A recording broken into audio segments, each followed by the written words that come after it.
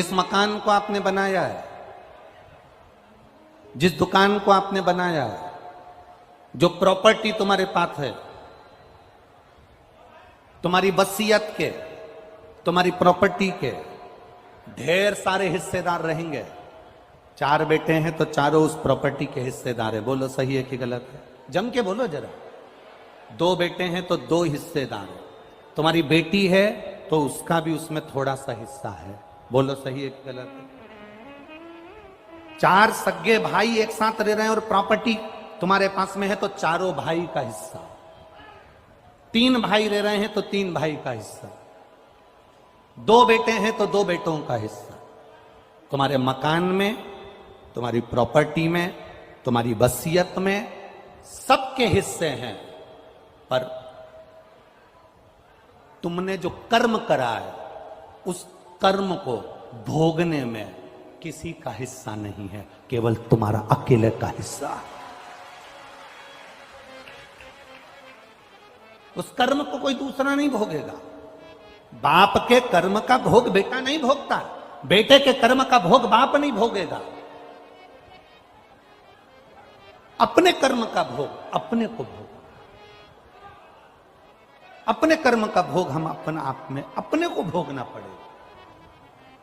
तुम्हारी प्रॉपर्टी के हिस्सेदार बहुत सारे होंगे, तुम्हारी वसीयत के हिस्सेदार बहुत सारे होंगे, तुम्हारी दुकान के हिस्सेदार बहुत सारे होंगे, पर तुम्हारे झूठ बोल रहे हो, कर्म बेकार कर रहे हो, कपट कर रहे हो, किसी को अपशब्द कह दिया, किसी को ताने दे दिए, किसी को गाली दे दी, किसी का थोड़ा सा धन तुमने अपना बना लिया, उसके हिस्सेदार बहुत सारे नहीं होंगे, उसका हिस्सेदार केवल तुम हो, कोई दूसरा नहीं।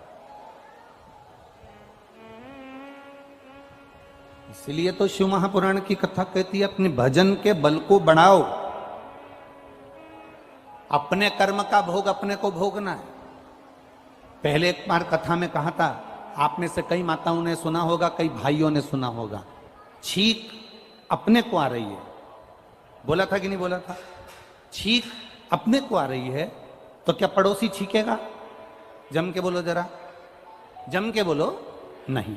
खांसी अपने को चल रही है तो पड़ोसी खांसेगा?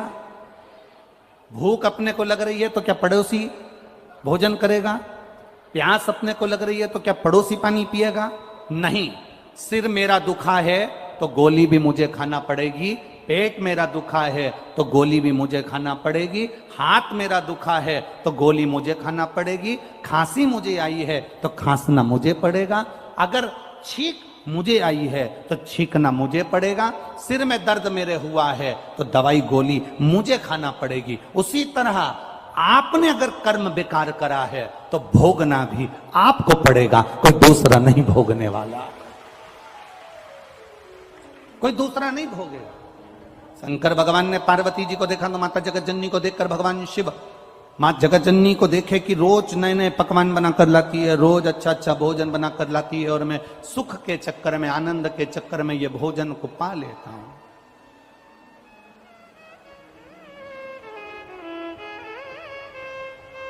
ये सारा सुख के चक्कर में मैंने भोजन जो मिला है ये कहीं मेरे को तकलीफ ना दे जाए। दवा खाने कौन जाता है?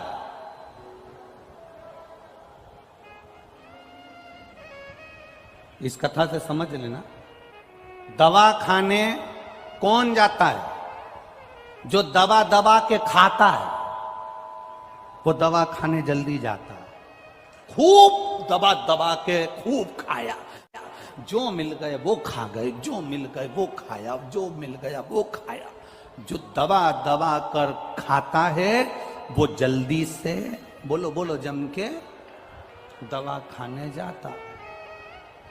आपने अगर खाने पर कंट्रोल कर लिया, भोजन पर कंट्रोल कर लिया, थोड़े से अपनी जिह्वा पर कंट्रोल कर लिया, तो तुम्हें दवा खाने जाने की जरूरत नहीं पड़ेगी, क्योंकि दुनिया का सबसे ज्यादा रोग, बीमारी, तकलीफ ये पेट से होती है।